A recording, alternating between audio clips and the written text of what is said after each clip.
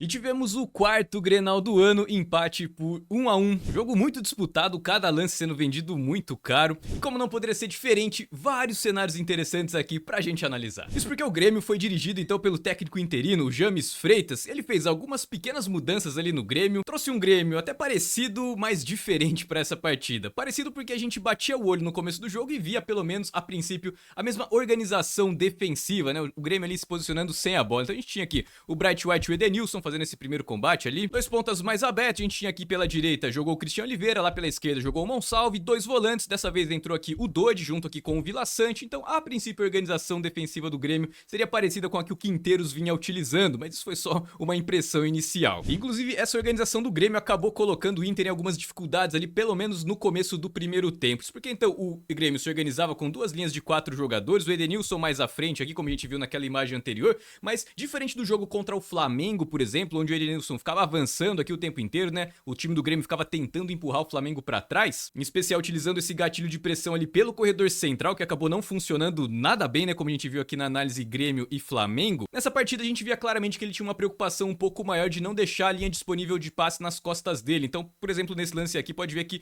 o Grêmio, além dos dois volantes, né? Você tem o Vila Sante e o Dodi, marcando aqui Alan Patrick e o Bruno Henrique. Perceba como o Edenilson ele não vai fazer a pressão aqui nos zagueiros, né? Ele vai ficar mais preocupado aqui com a movimentação do Fernando, que no primeiro momento começou um pouco mais avançado ali, mas depois ele vai mudar o posicionamento, mas calma que a gente já vai chegar lá. Agora a grande questão aqui é a seguinte, perceba que no momento que o Inter conseguir trazer essa bola aqui na direita, pode ver que é o Aguirre que tá mais recuado, né? Então nesse momento o Inter fazendo essa saída de 3 aqui, mas com o Aguirre mais apoiando, o Bernabé mais avançado. Dá uma olhada na linha do meio do Grêmio, nessa linha com 4 jogadores. Olha o encaixe ponta lateral funcionando aqui. Você tem o Cristiano Oliveira bem mais recuado, diferente lá do desenho defensivo que fazia com o Quinteiros, né? Onde o time ficava mais naquele 4-2-3-1, os pontas não ficavam tão preocupados assim em manter o encaixe ponta lateral. E dá uma olhada lá na esquerda como o Monsalve tá bem mais adiantado, isso porque aqui ele não tem dúvida. O jogador que ele tem que pressionar é o Aguirre, que é o jogador que tá recuado. E aqui você tem também pela esquerda, aliás, outra alteração na escalação principal, o Lucas Esteves não jogou, quem jogou pra essa partida aqui foi o Marlon. E é justamente ele que já tá pronto aqui pra pressionar o Vitinho, que tava jogando aqui de ponta direita aqui no Inter nesse começo de jogo. Então com essa configuração o que vai acontecer é que o Grêmio não vai ter tanta dúvida aqui pra pressionar, né? Então você vai ter aqui o Bright White avançando pra pressionar aqui o Rogel, aqui pela esquerda você vai ter então o Monsalve indo pressionar lá o Aguirre, e aqui você também vai ter a marcação encaixada, né? O Marlon pressionando aqui o Vitinho.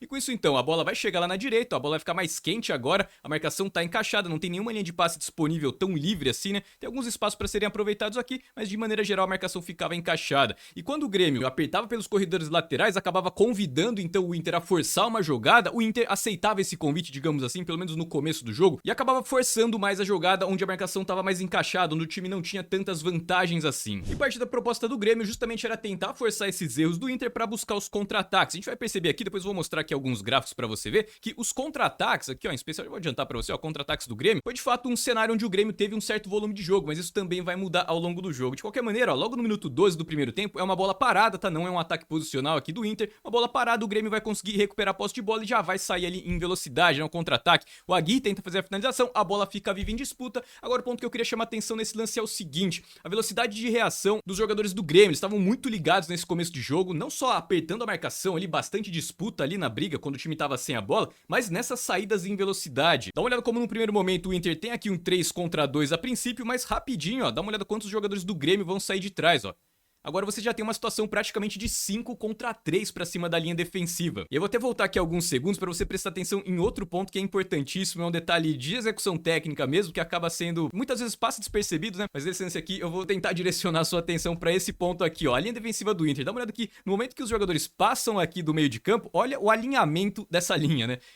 Vai recuando ali, vai recuando com bastante coordenação coletiva, então isso acaba não oferecendo aqueles espaços, né? A linha defensiva não fica quebrada, não oferece espaço aqui para as diagonais dos jogadores, então por mais que o Grêmio saia uma situação de 5 contra 3 praticamente, por conta do bom posicionamento da recomposição aí dessa linha defensiva do Inter, quando a bola chega aqui na finalização, é uma finalização que vai sair coberta, né? Não vai sair ninguém na cara do gol, por conta dessa recomposição muito bem feita da linha defensiva do Inter. Então acabou ficando esse duelo, né, entre a recomposição do Inter, essas saídas em velocidade do Grêmio, que se defendia muito bem, conseguia ter alguns contra-ataques ali, mas isso acabou mudando rapidinho por conta de uma mudança de posicionamento aí no time do Inter. Na tela pra você então, minuto 15 do primeiro tempo. Muitas vezes as mudanças elas vêm o mais rápido possível. O que o Roger Machado fez na equipe do Inter? Ele recuou então o Fernando pra fazer uma saída de 3 jogadores. Qual que é a grande diferença? Ah, Raul, o time do Inter já tava fazendo uma saída de 3, muitas vezes o Aguirre recuava ali. Qual que é a grande diferença nesse caso? Ó, se você tem o Fernando aqui recuando entre os dois zagueiros, agora o gatilho de pressão pelos lados do campo já não funciona tão bem assim. Porque o que você tem aqui, ó? Você tem o Aguirre se projetando e com isso ele vai segurar então a pressão do Monsalve, que não vai mais poder avançar aqui caso essa bola chegue aqui na direita com o Rogel. Isso acaba mudando tudo. E o mesmo acontece aqui pela direita. Ó, o Christian Oliveira aqui já olhando ali o Bernabé, né? Então, quando você projeta os dois laterais então e existe esse encaixe de marcação ponta lateral, automaticamente você vai segurar então os jogadores que estão marcando os laterais. Então,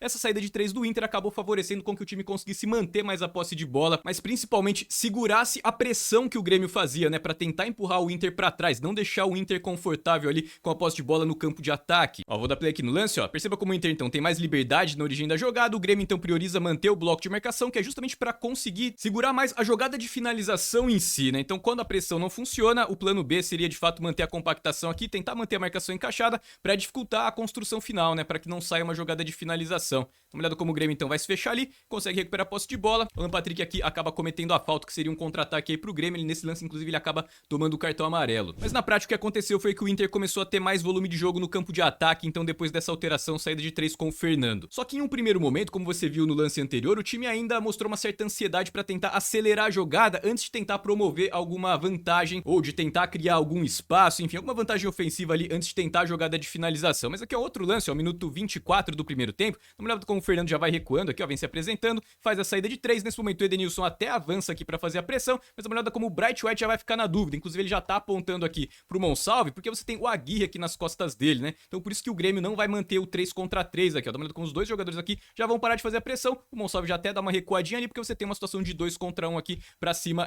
do Marlon. Agora nesse lance, ó, perceba mais uma vez um pouco dessa ansiedade do Inter de tentar acelerar a jogada. De fato o jogo começou mais intenso, mais brigado, e esse convite do Grêmio de acelerar as jogadas, o Inter acabou aceitando muitas vezes. Nesse momento você tem até aqui o Wesley já indo pelo corredor central, que é uma coisa que o Inter tenta fazer bastante nesses casos, né, pra tentar arrastar o lateral aqui pra dentro, limpar o corredor aqui pra ultrapassagem do lateral. O Vitão vai acabar fazendo um lançamento no corredor central, por mais que exista aqui dois jogadores atacando espaço, né, você tem o Wesley e o Valência. Caso esse lançamento saísse aqui mais no corredor lateral, essa possibilidade do desencaixe, né, Bernabé nas costas do Christian Oliveira teria um pouco mais de potencial. Mas de novo, o Inter ficou pouco tempo com a bola e já tentou acelerar a jogada, ó. Uma jogada que sai um pouco mais esticada, fica tranquila lá pro Volpi. Aqui o Fernando carregando pelo corredor central, né, aproveitando essa liberdade então que essa saída de 3 começou a oferecer. O Wesley já foi pra dentro, já trouxe com ele aqui o João Pedro, e aqui você já tem o Bernabé se mandando aqui nas costas do Christian Oliveira. Então, dá uma olhada, na primeira jogada que o Inter conseguiu conectar aqui com esse desencaixe, né, o Bernabé escapando do Christian Oliveira, atrai a marcação aqui do Vila Sante, mas quando ele chega já tá atrasado. O Bernabé vai ter liberdade aqui pra conseguir pelo menos iniciar esse cruzamento. Ele faz um cruzamento com muita precisão, ó. Coloca o Valência em ótimas condições. Agora dá uma olhada nessa defesa do Volpi. Impressionante, vou até voltar aqui pra você. Ó, sai o cruzamento, o Valência finaliza rasteiro ali, ó. Defesaça do Volpi. Mais uma vez, vai. Nunca é demais, né? Ó, se a gente olhar aqui o gráfico de eficiência geral das duas equipes, a gente vai perceber que o Grêmio começou um pouco melhor, né? Teve mais volume de jogo aqui, culminou naquele contra-ataque ali que tinha um certo potencial. Mas depois da alteração do Inter, o ataque do Grêmio, né? O Grêmio passou a ter muito menos volume de jogo no campo de ataque, o Inter passou a criar um pouquinho mais e culminou naquela chance clara de gol ali do cruzamento do Bernabé pro Valência. E logo na sequência o Grêmio conseguiu avançar em campo e vai colher aqui o seu gol. Vamos dar uma olhada aqui nesse lance. É uma jogada onde o Inter já fez a recomposição do bloco de marcação, aqui os espaços vão estar todos fechados. A bola tá aqui na direita com o João Pedro e ele vai carregar essa bola aqui pra dentro, ó. Ele vai carregando, não encontra muito espaço, a marcação fecha ali na frente dele, né? O Bernabé dá o carrinho, consegue bloquear ali alguma tentativa de infiltração, mas ela vai sobrar aqui pro Dodge, e o Dodge vai receber a bola aqui, né? Na verdade ele vai pegar a sobra e vai arriscar, ó. Vai mandar a pancada ali de canhota, ela bate no Rogel e sobra redonda aqui pro Bright White. Essa seria uma grande chance aí pro Grêmio. O Bright White acaba não conseguindo fazer o gol, né? Belíssima defesa do Antony ali também, né? Vou até voltar aqui pra gente ver, ó. Bela defesa do Antony, consegue salvar ali o Inter. E na sobra, o Marlon faz a mesma coisa que o Dodge fez, né? Ela sobrou ali, ele solta a pancada. A bola vai bater aqui no Christian Oliveira. Ela iria pra fora, né? Mas acaba batendo no Antony ali. E gol do Grêmio, né? Gol contra ali do Antony aos 37 do primeiro tempo. O Inter desperdiçou a chance, o Grêmio não abriu o placar então no primeiro tempo ainda. Agora teve um jogador aí do lado do Grêmio que foi muito bem, que foi o Christian Oliveira, fazendo essa transição, deu bastante trabalho aí pro lado esquerdo da defesa do Inter. No finalzinho do primeiro tempo ele consegue fazer uma arrancada aqui pela direita, ó, vai deixar aqui com o Edenilson, vai fazer a ultrapassagem ali. Nesse momento, ó, dá uma olhada como a linha defensiva do Inter acaba errando ali a armadilha do impedimento, né? Você vai ter aqui então o Vitão, ele já tá vendo aqui a movimentação do Christian Oliveira, né? Que já tá se mandando ali, então ele vai dar um passo pra frente aqui pra tentar deixar o Christian Oliveira em impedimento. O Rogel percebe, vem junto, mas dá uma olhada no Aguirre aqui, ó. Ó, deu 2 passos pra trás, né, pra esquerda dele ali. E com isso, então, esse passe agora tá livre de impedimento, né? O Christian Oliveira tem condições ali de receber a bola. Ele recebe a bola ali, bate cruzado e o Antony consegue tirar ali da finalização, se não me engano, acho que o Bright White tava fazendo a infiltração aqui pelo corredor central. Mais um bom contra-ataque aí do Grêmio no finalzinho do primeiro tempo. Ó, o Christian Oliveira se mandando ali, ó. Ele vai receber, é uma transição também, em alguns momentos a gente viu esse jogo de transições, né? Lá e cá. Vai entortar ali o Vitão, vai tentar fazer aqui um cruzamento, ó. Espaço grande aqui na entrada da área, mas os jogadores do Grêmio, ele acaba um atrapalhando o outro, né? O Monsalve e o Bright White aqui não conseguem fazer a finalização, mas esse lance é pra mostrar isso, né? Muitas vezes ficou esse jogo de transições, então, aqui seria uma boa condição aqui pro Grêmio fazer a finalização e o Inter já vai fazer o quê, ó? Já vai acelerar a jogada, até pular aqui alguns segundos, ó, que o Inter vai tentar acelerar essa bola aqui pela direita, mas não vai ter tanto potencial de perigo, e na sequência o Grêmio vai recuperar a posse de bola e vai acelerar também. Ó, dá uma olhada como agora todos os jogadores do Inter estão correndo aqui pra trás, tudo isso pra mostrar que nesse jogo de transições, então o Grêmio acabava levando uma ligeira vantagem, uma bola que de novo vai sobrar lá pro Christian Oliveira, ele vai ali partir pra cima da marcação do Bernabé e vai carregar ali pro fundo, ó. E vai conseguir ganhar o escanteio. Então perceba, o Grêmio teve uma possibilidade de finalização, aquele lance ali do Monsalve e do Bright White é desdobramento desse mesmo lance aqui que eu tô mostrando. O Inter acabou tentando avançar ali pela direita, acelerou demais a jogada, não encontrou vantagem e o Grêmio agora se desdobrou em um escanteio. Então perceba, a vantagem tá justamente nisso, né? O desdobramento desse jogo de transições acabava sempre favorecendo o Grêmio, então. E dentro de campo a resposta que a gente viu do Roger foi justamente colocar o Tabata e o Gabriel. Ele tirou então o Vitinho e tirou também o Wesley, colocou então 2 pontas pra tentar reter um pouco mais a bola. E logo no primeiro lance a gente já percebe o propósito do Tabata, né? A primeira bola que ele recebe aqui, ó, 16 do segundo tempo, dá uma olhada como ele não vai acelerar o jogo, ó. Ele vai cortar pra trás, vai procurar uma linha de passe mais segura, vai tentar organizar o jogo, vai levar essa bola lá pra esquerda. E a mesma coisa vai acontecer quando o Gabriel pegar a posse de bola pela primeira vez, que é o desdobramento dessa mesma jogada aqui. Até pular aqui alguns segundos, que é justamente agora, dá uma olhada, o Gabriel tá aqui, ó como ele vai se apresentar ali pro jogo. E ele não vai acelerar a jogada, vai procurar uma linha de passe mais segurança, ó, pra trás, faz o passe aqui atrás com o Bruno Henrique. Então se aquele jogo mais bagunçado, mais lá e cá, acabava favorecendo então o Grêmio, esse jogo mais organizado favorecia sempre o Inter. E a maior prova disso é se a gente olhar aqui de novo o mesmo gráfico, de eficiência estratégica geral, como o Inter, depois da alteração, passou a ter um domínio completo ali da posse de bola. Pode ver que não tem barrinhas azuis aqui pra cima, né? O Grêmio não teve praticamente posse de bola no campo de ataque por um bom período aqui do jogo. E com mais volume de jogo, mais tentativas de ataque, mais bolas paradas, um desses escanteios que o Inter conseguiu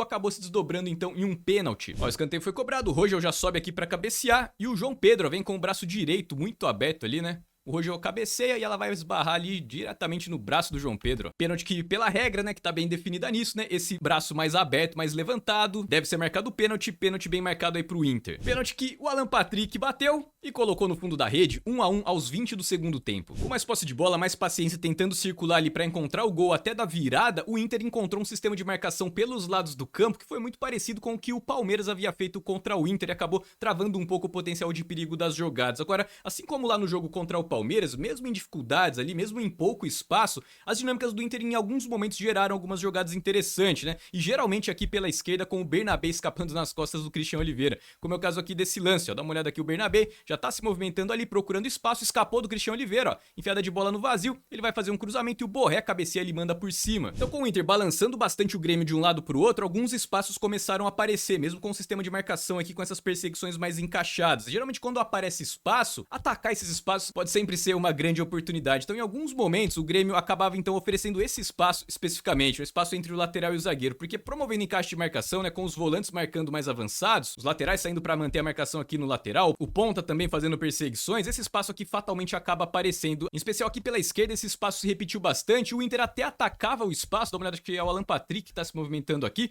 mas o Aguirre não consegue conectar esse passe, né? Então em alguns momentos essas jogadas acabaram perdendo potencial por conta, aliás, é o Tabata que tá atacando o espaço aqui, quem tá mais recuado aqui é o Alan Patrick. Enfim, os espaços apareciam, natural, teve essa mudança de comportamento, né, no sistema defensivo do Grêmio, então fatalmente alguns espaços apareceriam, mas as tomadas de decisões dos jogadores do Inter acabaram não aproveitando esses pequenos espaços que apareciam. Com isso o time acabou muito dependente lá das descidas pela esquerda do Bernabé. Este de fato era o único desencaixe que o Inter conseguia promover na marcação do Grêmio e conseguia aproveitar. Esse espaço entre o lateral e o zagueiro, alguns espaços ali para atacar a profundidade, né, quando a linha defensiva do Grêmio saía para caçar, oferecia aquele espaço, né, ficava um pouco mais torta, acabaram não sendo aproveitados. E se a gente voltar aqui pro gráfico de eficiência geral, a gente vai perceber que lá no finalzinho do jogo o Grêmio voltou pra partida, né, passou a ter um pouco mais de volume no campo de ataque também. E só lembrando que o software que eu utilizei para fazer essa análise é o Game Vision Pro. Você pode começar grátis aí a fazer suas próprias análises. O link para você conhecer o Game Vision tá aqui na descrição. E se a gente pegar aqui os gráficos mais detalhados, a gente vai perceber que essa posse de bola que o Grêmio teve, em especial, foram bolas paradas, né? O time então quebrava lá de trás, brigava pela sobra, conseguia ganhar uma segunda bola, sofria uma falta, e desse cenário duas jogadas interessantes interessantes acabaram acontecendo. Uma jogada aqui que o Aravena tá atacando o espaço, ele tinha entrado no lugar do Edenilson e o Aguirre vai acabar trombando aqui com ele, ó, dá uma olhada.